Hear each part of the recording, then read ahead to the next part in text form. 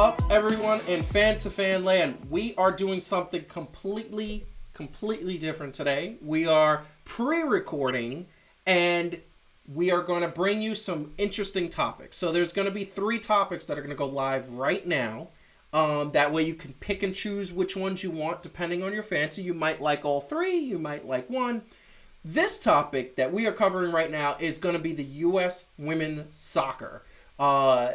Obviously, a tremendous sort of decision that a court filed against them. So we're going to get into that. First, before I introduce my guests, my co-hosts that are on the program today, I want to remind you to leave a comment, like the video, subscribe to the channel because that's how we grow, and follow us at Fan to Fan Show on social media, Instagram, Twitter, and Facebook. And let us know if you like this format. I really want to get some feedback. I really want to get you guys saying we like it, we don't like it, we like it when you're live. We are going to be live next week again.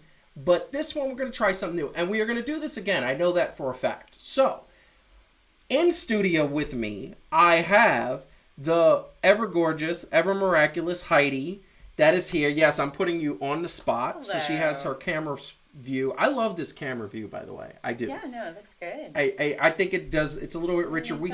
We have 2 different cameras, and I feel like mine is a little bleeded out. It looks kind of dry. Whereas this one has more vibrance. It could be just that I light up the camera that I'm on. Is it? Yes. And I'm here today to represent all the women. Yeah. No, seriously, I'm just representing myself. Yeah, exactly. But you also love sports too, so that. I do, and I love justice. So we'll talk about that. I don't know if there's justice. I don't think justice was. I don't know if justice was there. We're gonna get into that on this topic, and then joining us from virtual world, wearing a very nice shirt. By the way, is that an homage to me? Is that what it is? That is. It's high school Joe homage time. No, see, you say high school Joe, and you know what's going to happen? We're going to have one of our high school friends who are going to watch this, who are going to put that picture up of me in high school with that costume, and I know that's going to happen. You are not allowed to do that. I just want to say that. They can do it as fans if they watch the show, but you are not allowed to do that. Oh, man, I ain't laughed that hard in about a week. Oh, well, Calvin, you were sick last night. This guy was sick, migraine, and he was like, I'm not feeling good. We were worried. We were definitely worried. Yeah, man, but you know what they say, black don't crack, baby, so here I am. Wow. I feel like that's so I just want to say that COVID has taken us people of color down. It is not fun for us. Okay, so that being said, we are going to get into this topic. We are going to get into the U.S. women's soccer. So a couple days ago, a court that was basically assigned to hear the U.S. women's soccer case, and the U.S. women's soccer case, in case you didn't know, was essentially equal pay for equal play. And at the end of the day, we all know that the U.S. women, compared to the men, have not been equal. As a matter of fact, the U.S. women have been absolutely dominant. But let's give some stats. Let's give some stats for this situation. So the men from the 2019 World Cup were paid in excess for being what they were, around $30 million. This was split between all the players. The women, for winning their World Cup, they came in first, they got the gold trophy, they won everything. They beat all the other teams and dominated the other teams. Were paid $4 million. Now, $4 million to divide amongst all the players. Now, that everybody knows that those numbers don't add up. Everybody knows that those numbers aren't really fair. But they took their case to the court, and the court basically said, we're not going to side with you. We're going to dismiss this case. We're going to give you other things, which we will get into as we talk about this topic. But the one thing we understand, and from what the judge said, essentially, they actually get paid more than the men because they play more games than the men per year.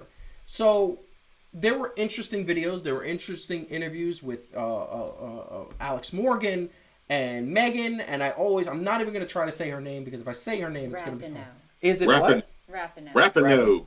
Yes, Megan Rapinoe, and essentially talking about the situation that, of course, they're going to get paid more if you look at it that way because they're playing more games. But when you look at it pay per game, I mean it's night and day. The men are getting paid close to hundreds of thousands per game, and the women are getting 5,000 per game, 7,000 per game. There's a major pay difference. Now, whether this is right or wrong, U.S. women's soccer has taken the United States by storm. Okay? It's something that I feel gets more fans in the seats. I feel that the women deserve more, and that's just my opinion. A lot of people, even sponsors, celebrities, people have spoken out, political figures have spoken out and said these women need to get paid more. However, if you're going to talk about women getting paid more and you're going to talk about the nitty gritty, it's all going to go back to the dollar. The dollar is what makes it's what makes people get paid. And I can't talk today. I don't know what's going on. That being said, the point that I'm trying to make is that the U.S. women are fighting and fighting. And this is nothing new to these women. They fought every single way. They have been down. They have come back. They've gotten a sense of toughness that I don't think men soccer players have, especially the U.S. men's soccer team. And to put this in perspective, and I'm going to go to the people that are here. To put this in perspective, okay? I'm going to Heidi first. Yeah. The men haven't won anything. And not even come close. The closest they were was 2010, and that was not even the round of 16. That was the quarterfinals. There were still more than 20 teams. And the women have just been dominating for a year. Right. So, do they deserve the equal pay? That's the first question. Okay, so I think it's important to talk about what equal pay means. Yeah. Because it isn't entirely simple. So what the judge ruled was that the reason why there appears to be unequal pay is that the pay structure is different for women and men. Yeah. So the men had negotiated a way of being paid that was higher risk. It's sort of like putting your money in the stock market, right? You could make a ton of money or you could make nothing. You could, in the stock market, you lose money, but you could make a lot of money on your investment or very little, depending on whether or not your risks paid off. Yep. That's the kind of agreement that the men's soccer team has that they negotiated. So if they play, they get paid, but they have no guarantees about whether or not a particular person on the team is going to get paid. Yeah. They don't, I think, have very much of a base compensation, if at all. They so don't. It's structured. If they play, they pay.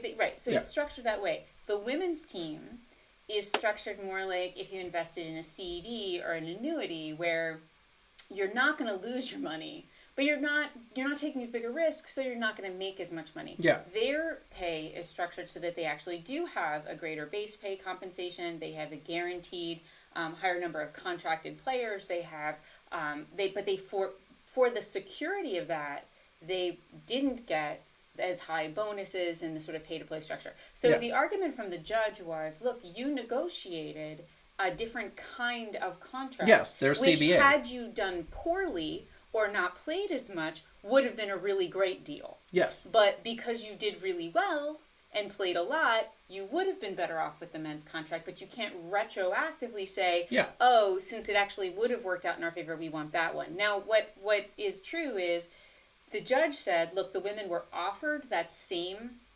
contract and rejected it. From the women's side, they're saying that's not true, that they were not, in fact, offered ever the men's terms.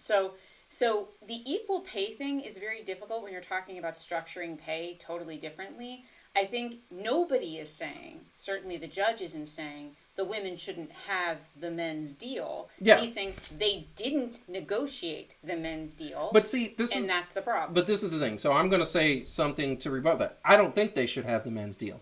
And I'm going to tell you why. Because I think these women could beat the men. I think they're better than the men. I think they are what the men should be. and what we need the men to be to win a World Cup. But here's the bottom line. The bottom line is that this all boils down to finances. Okay? Yeah. And the men's World Cup ratings, 3.5 billion people watched the men's World Cup. Mm-hmm. Only 1 billion people watched the women's World Cup. Now I understand that that's still substantial. That no other sport gets those kind of numbers.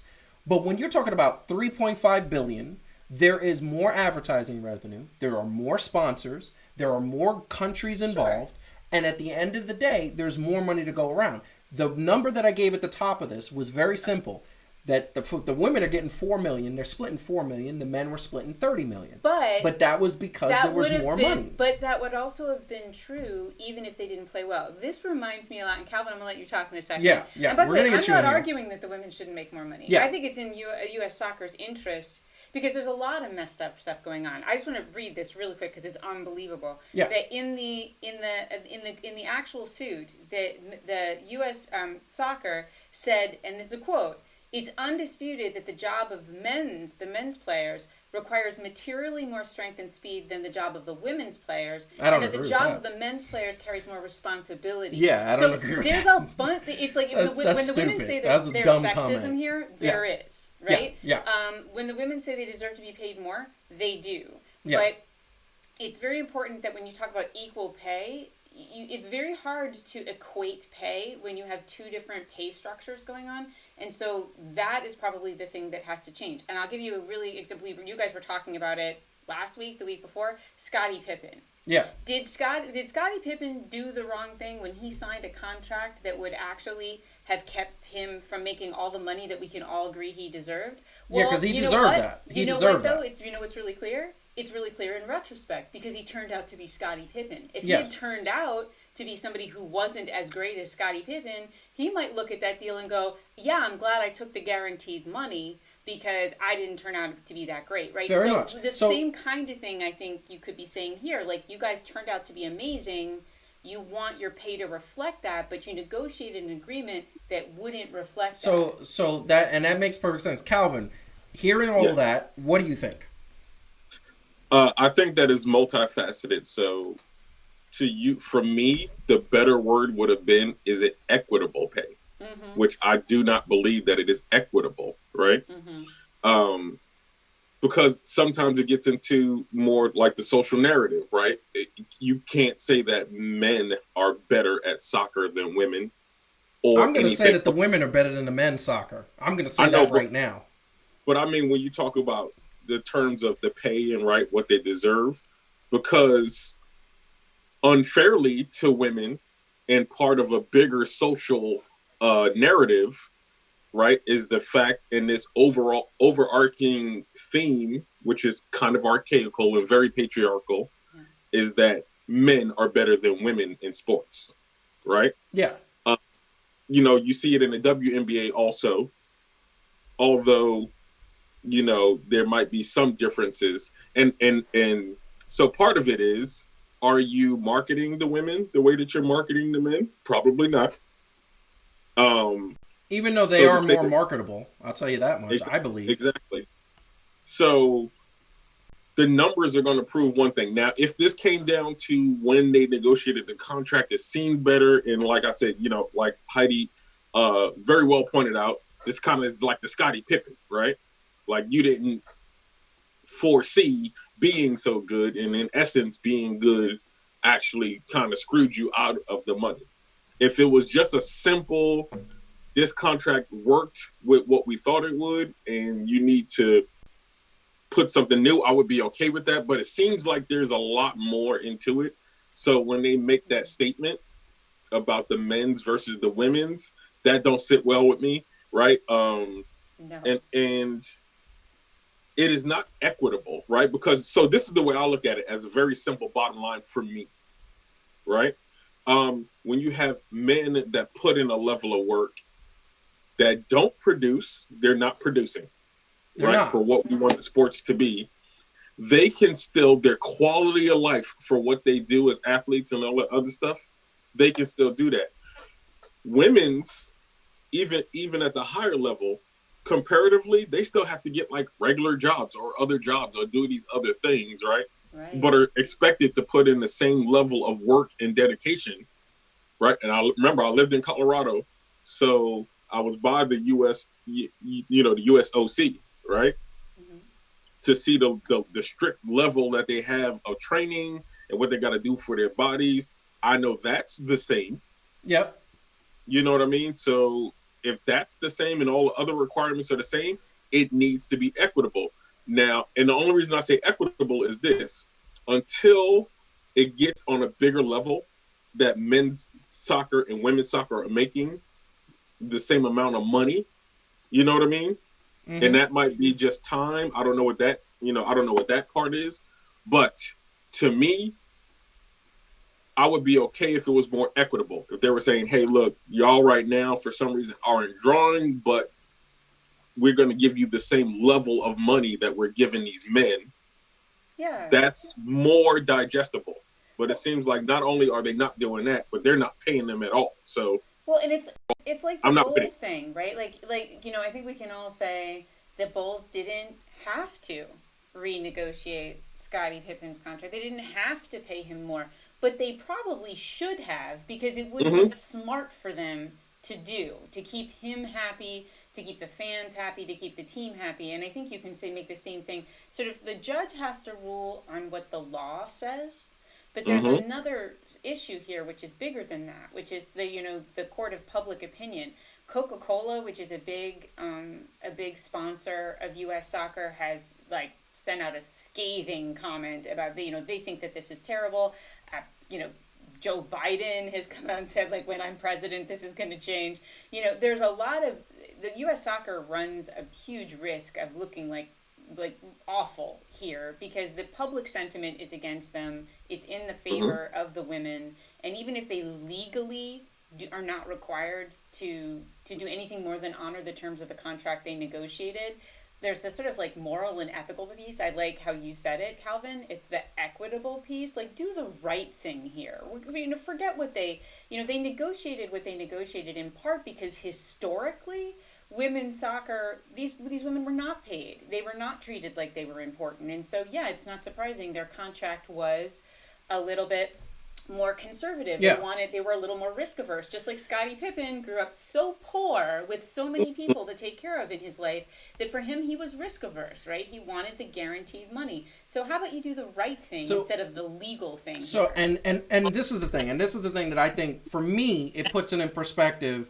For all our viewers out there, this is just, I want to put up this graphic of the U.S. women's victories over the last 22 years. You're talking World Cup first place. They won the World Cup in 88, 99. They won it in 2015, 2019. They won several Olympic golds in over the course of that time. They have won. You know how many the men have won in that time? Olympic, CONCACAF, Gold Cup, any of the World Cup. None. You know what the answer to that is? And I'm going to put on the triple for that. You know what the answer to that is? This is zero. Nothing. The men have won nothing. And here's the thing. The men haven't come close. They haven't. The women have finished top 10 several times. Have women finished top 5 several times. Have finished top 3 several times. Or they've won it. The men have never, in the last 28 years, finished top 10 at a World Cup. I know. So basically what we're saying, by this ruling and by just not understanding. And by the way, I am a person who genuinely believes that they got their players agreement. They got it. They signed it. They said, this is what we want. This is great. This is our victory. Guess what? They did it. So they got to deal with that. Until that agreement is over, they have to deal with it. And I agree with the judge saying, hey, you guys got that. What is it called? Because I'm thinking of the frame here. The Players Association Agreement. What is it called? Bargaining.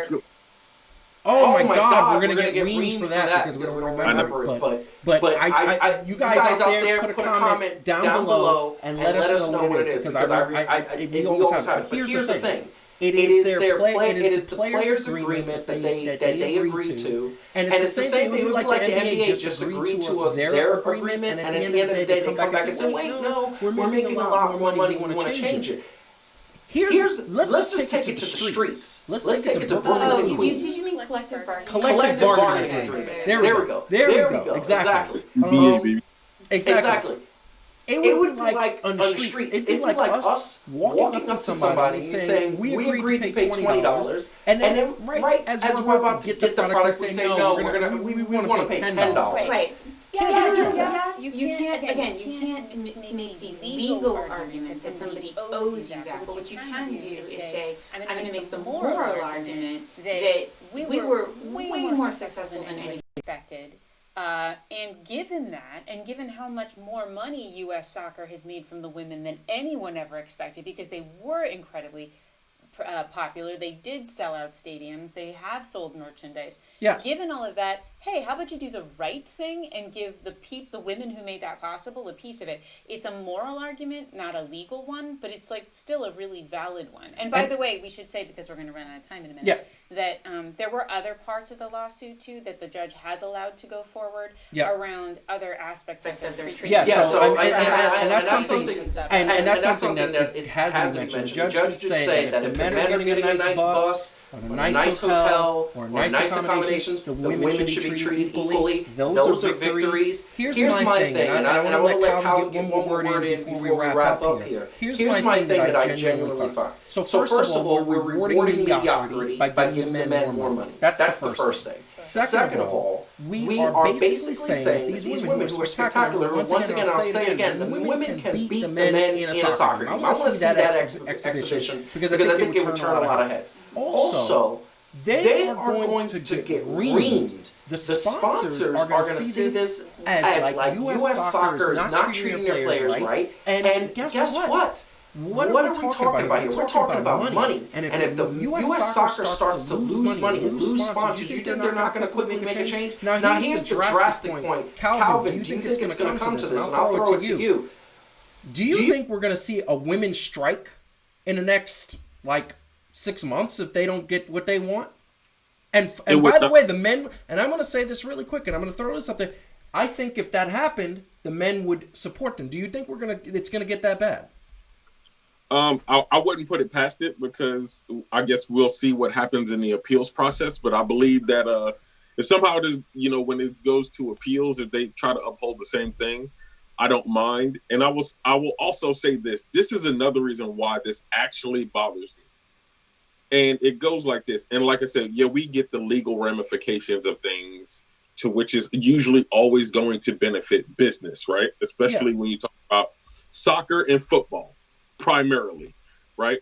Two things that is geared more towards the league than it is individual players for whatever reason. But think about this. Also, with the women being more popular, what happens, right? They have to make more appearances at things. They're going to, as a whole, market them better, right? Mm-hmm. And put all of these other things. And what happens? As a player, you can't say no, because what they're going to say, we got you under contract. They got you under contract. And teams have been saying that. It's not a bad business practice. It just sucks morally. And throwing up a triple. Here's the thing. I want to say this really quick. You're a woman. Last time I checked. Last time you checked, right?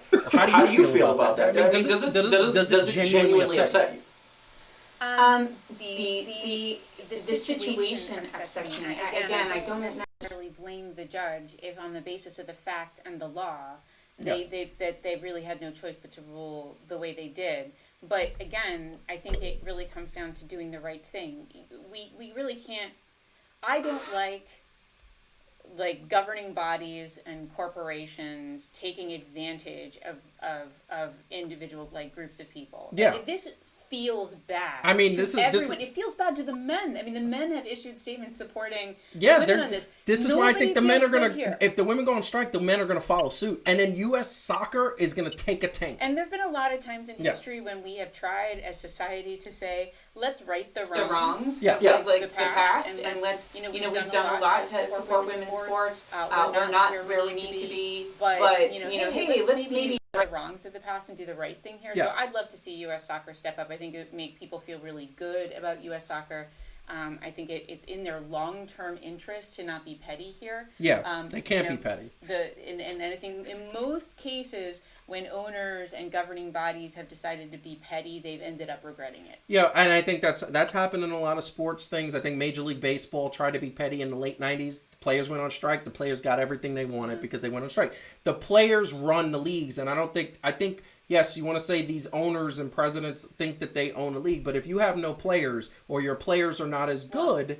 And that's who the fans have loyalty to. They have loyalty to the players, not the federation. Yeah. Not the owners. They don't care. So Calvin, now, there's one thing I want to say. Yeah. One more thing I want to say. Now, because I mentioned the WNBA before, right? And I guess it seems right that I think we started this the show talking about this man. And I would hope that soccer had somebody that would do the same thing. The late, great Kobe Bryant, right? Yes. When you talk about a lot of things that he did, and I know a lot of people wondered, like, why are these WNBA players crying so much? Then you go to realize that Kobe took what he had, right? Manifested all his greatness for basketball. And granted, part of it was because of Gianna and all that other stuff. But he took his celebrity to talk and do something to try to make women's basketball more known because he believed in them that much, right? Yeah. There was no personal gain for him, right?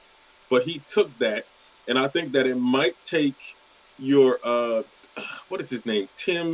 What's his name? The goalie dude. Tim Howard? Tim Howard. Or other popular U.S. men's players, maybe, to not only support, and I'm not getting against them, but I'm just saying maybe they want to think about taking that route, right? Like, But this is what we need to do. Here's the thing that's going to hurt them even more because the U.S. men they're speaking up, they're supporting the women. Here's the thing that's very interesting to note. There are a lot of international players. Famous players. Ronaldo.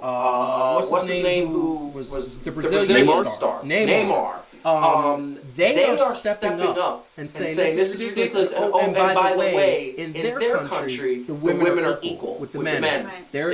So it's just going to make the U.S. look even worse. That being said, it's really going to. So U.S. soccer is in flux right now. What is going to happen? We don't know. Please leave a comment below. Please follow us and like the video, share the video. We hope that you enjoyed this little discussion about U.S. women's soccer. I think it's an important issue, and we're going to cover it because it's going to come back. I don't think it's going anywhere anytime soon. We want to thank you. Catch the next video. The next video is going to be, it's already uploaded, so go find out. Go check the topic that you're interested in. And in the meantime, have a good night and have a great time enjoying some sports. Peace.